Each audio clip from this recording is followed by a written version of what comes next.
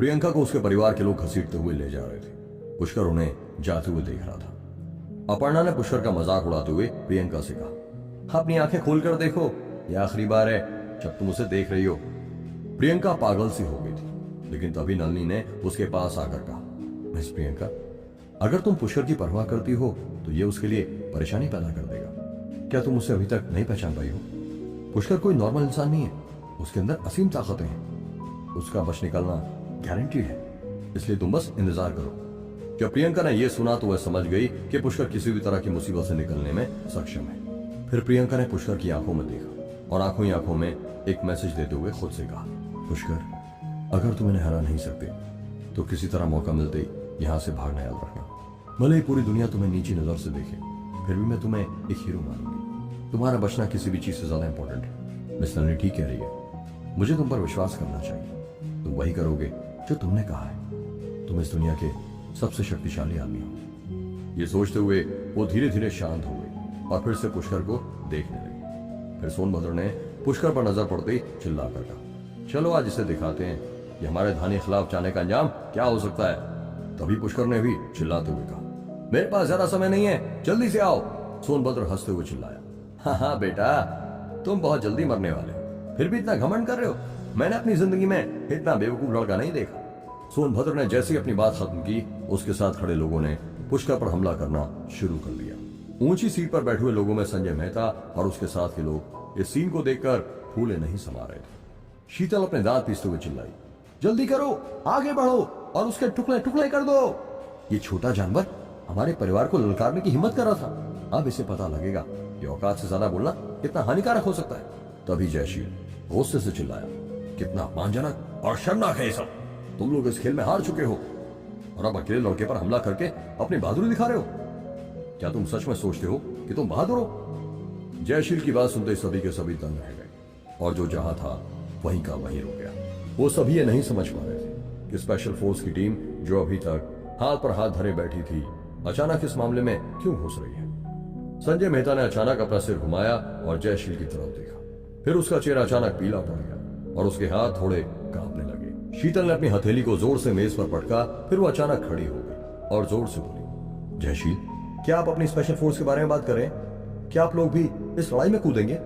आपने कहा था कि आप इस लड़ाई में इंटरफेयर नहीं करेंगे, लेकिन अब आप इस बदतमीज लड़के का साथ देना चाहते हैं। जयशील की आंखों में अचानक एक चमक उठी और उसने अपनी पिस्तौल निकाली। एक गोली की आवाज से शीतल लड़खड़ाते हुए जमीन पर गिर पड़ी। मैदान में मौजूद सभी लोग इधर उधर देखने लगे। वो सभी डर गए थे।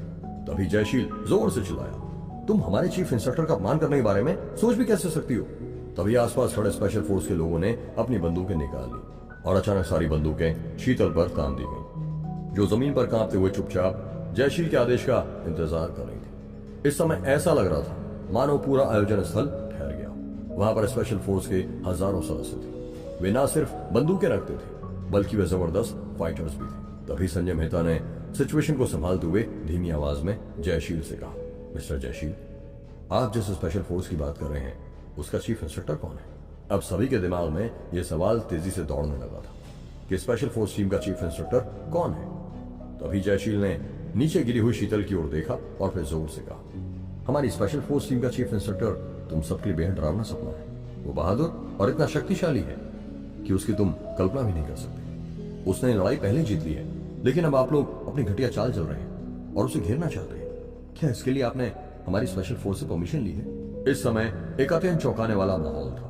तभी सोनाली आगे बढ़ी और पुष्कर के सामने जाकर खड़ी हो गई। सोनाली अटेंशन की पोजीशन में पुष्कर के सामने जाकर खड़ी हो गई और जोर से सैल्यूट करने के बाद चिल्लाई, चीफ इंस्ट्रक्टर प्लीज ऑर्डर।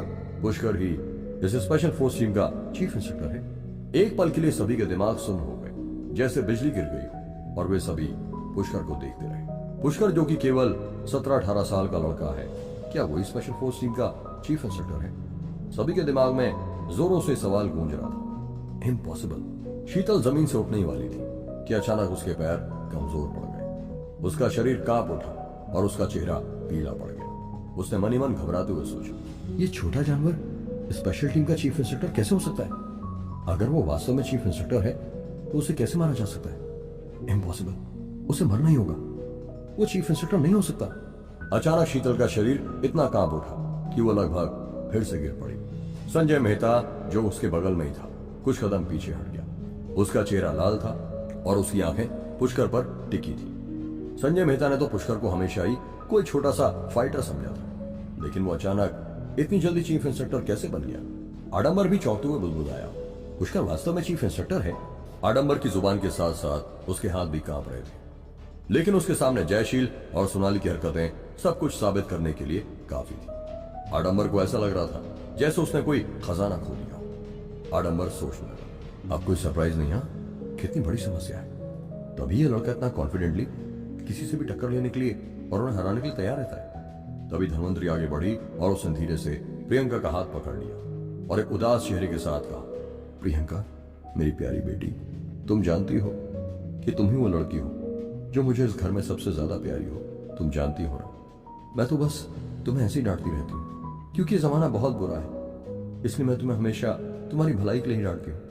मुझे लगता है कि तुम और पुष्कर बहुत अच्छे हो और अब मैं तुम दोनों के साथ हूं। प्रियंका बिना पलक झपकाए बस उसे देख रही थी। फिर अचानक ही प्रियंका ने धनवंतरी को देखा और गुस्से से कहा, तो क्या हुआ? अगर वो चीफ इंस्पेक्टर है, क्या आप संजय मेहता बुरा हो गया? ये मत सोचो, ये बहुत अच्छा है कि मेरा प्रेमी चीफ इंस्पेक्टर है। वो अभी भी संजय मेहता के लोगों के बीच घिरा हुआ है। ये सभी लोग हताश हैं और उसे मार सकते हैं। तभी सभी की नजरें पुष्कर के ऊपर गई। वो इस समय उन लोगों को पहले से भी ज्यादा डरावना लग रहा था। पुष्कर ने अपने चारों ओर खड़े हुए धानी के शिष्यों पर नजरें दौड़ाई। वे सभी पहले की तरह ही खड़े थे और चीफ इंस्पेक्टर पुष्कर की पहचान सुनने के बाद भी उनका पीछे हटने का कोई इरादा नहीं था। पुष्कर ने ठंडी आवाज में सोनाली को आदेश दिया, अगर अगले 10 सेकंड में लोग पीछे नहीं हटते हैं तो उन सभी को गोली मार दो। ओके चीफ, सोनाली ने कहा। सोनाली ने तुरंत आदेश स्वीकार कर लिया। अगर ये बात पहले की होती तो वह हिचकिचाती, लेकिन सीमा पर आतंकवादियों को मारने के मिशन के बाद से पुष्कर की शक्ति और महिमा एक आउटस्टैंडिंग लेवल पर पहुंच गई थी। सोनाली ने जोर से आदेश दिया, स्पेशल फोर्स की टीम तैयार रहे। जो भी इस मैदान में मेरी काउंटिंग के बाद भी खड़ा रहेगा उसे बिना वार्निंग के गोली मार दी जाए। उल्टी गिनती 5 4 3। सोनाली की गिनती सुनते ही सभी लोग जो मैदान में खड़े होकर पुष्कर पर हमला करने की तैयारी कर रहे थे वो इधर उधर भागने लगे। कई शिष्य एक दूसरे से टकरा गए। सबके इधर उधर भागने से एक स्टैम्पेड हो गया। लोग एक दूसरे को पैरों तले कुचल रहे थे। वो सभी के सभी डरते हुए इधर उधर भाग रहे थे। केवल 3 सेकंड में ही मैदान खाली हो गया। सभी लोग भाग गए थे। तभी पुष्कर ने चिल्लाते हुए संजय मेहता से कहा, क्या आप तुम मरने के लिए तैयार हो? संजय भी जोर से चिल्लाया, ठीक है, अब तुम मुझे ललकार ही रहे हो तो फिर मैं भी पीछे नहीं हटूंगा। संजय की आंखें बिजली की तरह चमक रही थी और वह पुष्कर को घूर रहा था, जैसे उसने स्पेशल फोर्स की टीम पर बिल्कुल भी ध्यान नहीं दिया। उसने अपना कोट उतार दिया जिसके अंदर उसकी शानदार लड़ाकू पोशाक दिखाई दी। संजय की आंखें तुरंत बंद हो गई और जैसे उसकी आंखें फिर से खुली तो एक विस्फोट हुआ। एनर्जी की ऐसी किरण निकली जिसने सीधे उसके सामने की मेज को धमाके से तोड़ दिया, जैसे कि संजय के सामने मौजूद कोई भी चीज एक धमाके के साथ चूर्ण में बदल जाएगी। संजय मेहता सीधे हवा में उड़ा और 5 मीटर हवा में लटक गया। फिर हवा में ही उसने अपने शरीर को स्थिर किया और गहरी आवाज में चिल्लाया, मुझे आशा है कि तुम मुझे निराश नहीं करोगे। और अचानक ही संजय मेहता के पीछे हरे रंग की लपटों की एक वेव दिखाई दी जो उसकी एड़ी से शुरू होकर उसकी पीठ और सिर के ऊपर तक जा रही थी। लगभग 2 मीटर लंबी लपटें भयंकर रूप से जल रही थी। पहली नजर में वो एक मौत का देवता लग रहा था। जयशील ने अपनी आंखें खोली और अचानक बोल पड़ा, ये तो पुरानी तांत्रिक विद्या है, ये इसने कहां से सीखी है? तभी एक तेज दबी हुई आवाज के साथ पुष्कर ने अपनी हथेली खोली और उसके पैरों के नीचे का मैदान तुरंत 10 मीटर लंबे मकड़ी के जाल में बदल गया और उसके चारों ओर हवा का प्रवाह छोटे छोटे नुकीले किनारों की तरह हो गया जो बाहर की ओर निकल रहे थे।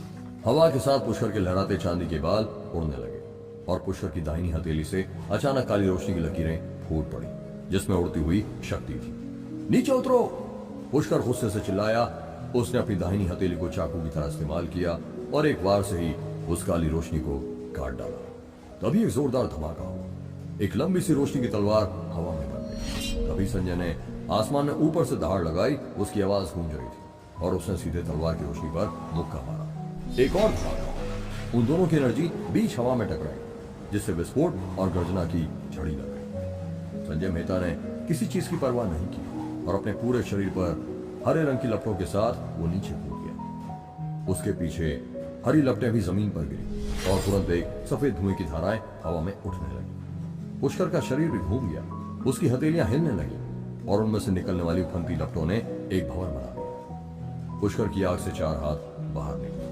वो हथेलियां एक लाइन में बाहर निकली जो सीधे संजय मेहता के शरीर पर लगी। यहां तक कि संजय मेहता के आसपास की जमीन भी एक पल में बमबारी से नष्ट जमीन की तरह हो गई। चारों ओर धुआं और धूल उड़ रहे, चट्टानें टूटकर बिखर रही।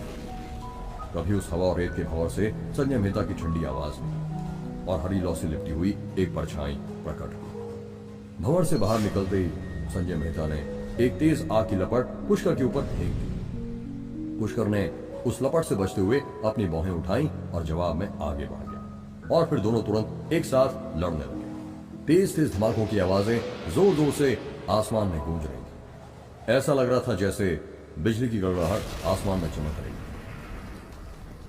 क्या होगा इस लड़ाई का अंत? क्या संजय मेहता का काला जादू उसे बचा पाएगा? जानने के लिए सुनते रहिए ये एक्साइटिंग कहानी सिर्फ पॉकेट एफएम पर।